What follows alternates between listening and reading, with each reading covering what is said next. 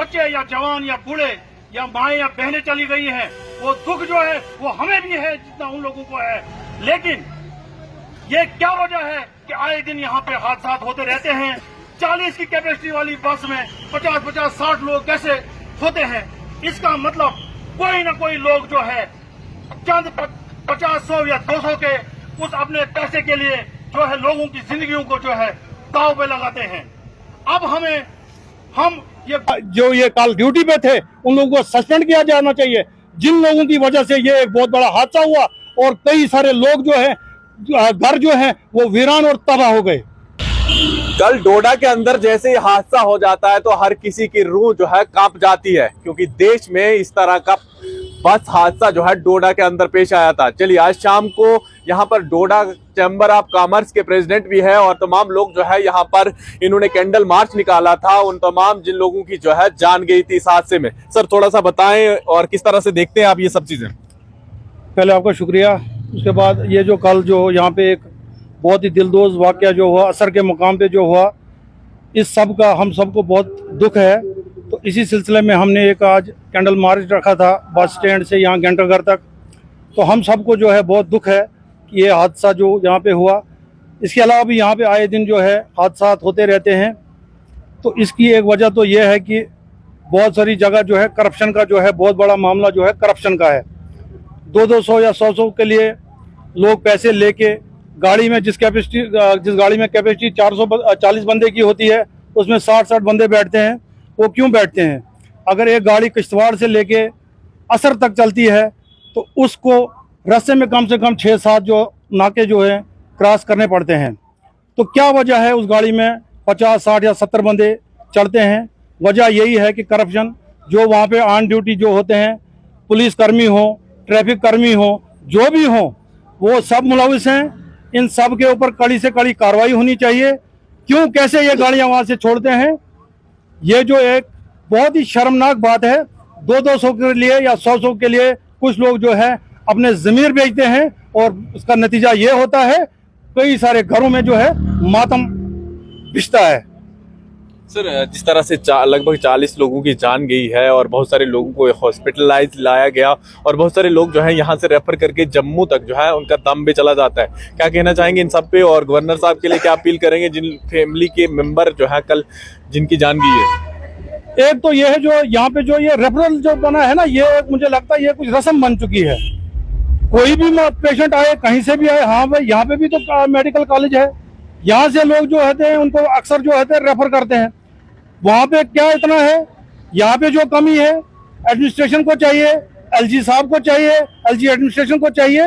यहाँ पे जो कमियां हैं, यहाँ पे अगर कोई मशीनरीज की कमी है, वो मशीनरीज जो है यहाँ के जो हॉस्पिटल हैं वहाँ पे जो है वो मशीनें लगनी चाहिए, ताकि यहाँ से जो लोग रेफर होते हैं उनकी जो डेथ है वो रास्ते में हो जाती है, तो ताकि उनका जो वो टाइम जो है वो यहीं पे निकले और यहाँ पे वो बिल्कुल ठीक हो जाए। ये हमारी एक रिक्वेस्ट है। सर कल एक और ऐसी घटना सामने आई थी इसी हॉस्पिटल के अंदर कि पहले डॉक्टर ने जो है एक लिस्ट भी जारी कर दी यहाँ हॉस्पिटल से कि इसकी जान चला गई है। कुछ घंटे के बाद पता चला कि ये जिंदा है और उसके बाद यहाँ से रेफर करके जैसे नगरोटा पहुंचते हैं तो उनकी जान चला जाती है। क्या लगता है कि आपको किसकी नाकामी है? और दूसरी गवर्नर साहब के लिए क्या अपील करेंगे कि इन लोगों जिनकी फैमिली में इतने लोगों की जानें गई हैं और कई घर उजड़ गए हैं, तो उनके लिए क्या अपील करेंगे? सबसे पहले जो ये डॉक्टर ने उसको बोला कि ये जो डेड है या और कुछ है, तो सबसे पहले उस डॉक्टर की जो है डिग्री चेक करनी चाहिए, वो भला डॉक्टर है भी कि नहीं है। एक बंदा बिल्कुल जिंदा है उसको बोलते हैं कि ये डेड है, उस डॉक्टर के खिलाफ जो है कार्रवाई होनी चाहिए, उसके खिलाफ FIR होनी चाहिए। उसके बाद हमारी LG साहब से रिक्वेस्ट रहेगी, उन्होंने वैसे ऐलान किया है 5-5 लाख रुपए का। मुझे नहीं लगता कि आज की डेट में जो है 5 लाख रुपया कोई ज़्यादा है। कम से कम 10-10 लाख उन लोगों को जो है उनके जो वारसीन हैं उनको 10-10 लाख मिलना चाहिए। और उसके बाद जो जख्मी हुए हैं कम से कम उनको जो है 5-5 लाख रुपया गवर्नमेंट की तरफ से मिलना चाहिए। सर आज ड्यूक ओम भी यहाँ पर पहुंचे थे, बीजेपी के रविंद्र रैना भी यहाँ पर पहुंचे थे। क्या आपको लगता है कि ये सिर्फ 2 दिन के लिए जो है ट्रेंड चलेगा, उसके बाद दोबारा से यही चीजें सड़कों पे हमें दिखेंगी? और जिस तरह से आपने कहा कि 100 या 200 के पीछे जो है हजारों लोगों की जानें चला जाती है। पिछले 2020 से 2023 के बीच में 871 एक्सीडेंट हमारे चनाब वैली में हुए हैं, जिसमें 1700 कुछ लोगों ने डिसेबिलिटी सर्टिफिकेट बना दिए, यानी इतने अपाहिज हो चुके हैं लोग। इसमें ऐसा है कि कई जगह जो है हमारे अभी भी जो है क्रैश बैरियर्स जो है नहीं है, या कहीं पे अगर लगे भी हुए हैं उनमें वो कैपेसिटी नहीं है कि वो एक प्रेशर बर्दाश्त करें, क्योंकि गाड़ी जब एक्सीडेंट होती है वो प्रेशर से तेज रफ्तार से वो जो आती है, जब वो क्रैश बैरियर से टकराती है, वो क्रैश बैरियर जो होता है वो इतना खस्ता हालत होता है, उसको जो है जो चीज़ उसमें लगती है सीमेंट वगैरह जो कुछ लगता है उसमें वो बिल्कुल ना के बराबर होता है। वजह यही होती है कि वो जो है क्रैश बैरियर जो है वो प्रेशर बर्दाश्त नहीं कर सकता है और जो है गाड़ी नीचे जाती है। तो इसकी वजह से जो है बहुत सारी जानें जो है ज़ाया होती हैं यहाँ पे। बाकी जो है पॉलिटिकल लोग जो आते हैं उनका तो काम है आना। अभी डिविजनल कमिश्नर साहब भी आए हैं, वो यही है कि 2-3 दिन वो भी रहेंगे, 2-3 दिन तो मुझे भी लगता है होगी, थोड़ी देखभाल होगी इस रास्ते की। उसके बाद वही हाल होगा जो यहाँ पे होता है, जैसे लोग मरते हैं हम लोगों को जो है यहाँ पे भेड़ बकरियां समझा जाता है, हम लोगों को जो है मरने पे ही छोड़ दिया है। कहीं पे भी आप देखोगे चेकिंग कहाँ पे है, सिटी में चेकिंग है, आपका हेलमेट नहीं है, आपका ये नहीं है वो नहीं है, आप जाओ, हम भी चलते रहते हैं नेशनल हाईवे पे, कहीं पे भी चेकिंग नहीं होती है। हम भी 100 बार गए हैं, चलते रहते हैं, महीने में 10 बार जाते हैं, कोई कहीं पे चेकिंग नहीं है। ये खाली नाम की बात है। बाकी क्योंकि ये सब जो लोग हैं ये करप्शन में मुलविस हैं। अगर कहीं पे एक छोटा सा मुलाजिम अगर कहीं पे रिश्वत खाता है, आप मेरी ये बात गौर करके सुनना, एक छोटा सा मुलाजिम अगर एक अगर क्या कहते हैं एसपीओ भी अगर रिश्वत खाता है तो उसका साहब जो होता है, उसका बास जो होता है, उंगली उस बास पे उठती है।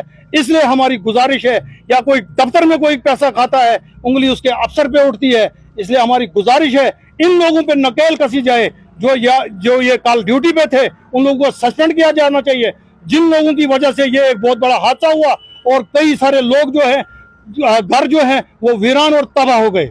नेशनल हाईवे भी हुआ। मैं एक चीज लास्टली पूछना चाहूंगा कि हमारे चुनाव वैली के जितने भी हाईवे हैं वहां पर कभी भी आपको इमरजेंसी नंबर नहीं मिलेगा या स्पीड लिमिट नहीं मिलेगी। ये चीजें हमें बाहर दिखती हैं, यहाँ पर डोडा में या किश्तवाड़ के इन एरियो में नहीं मिलते, जहां से लोग जो है अगर मान लीजिए कोई तेज गाड़ी चला रहा है उसकी शिकायत दर्ज करना चाहे या कोई हादसा हाईवे पे हो जाए, या फिर ट्रामा हॉस्पिटल खलेनी में है जो सिर्फ एक्सीडेंटल के लिए बनाया था, लेकिन वहां पर जो है डॉक्टर तक नहीं है।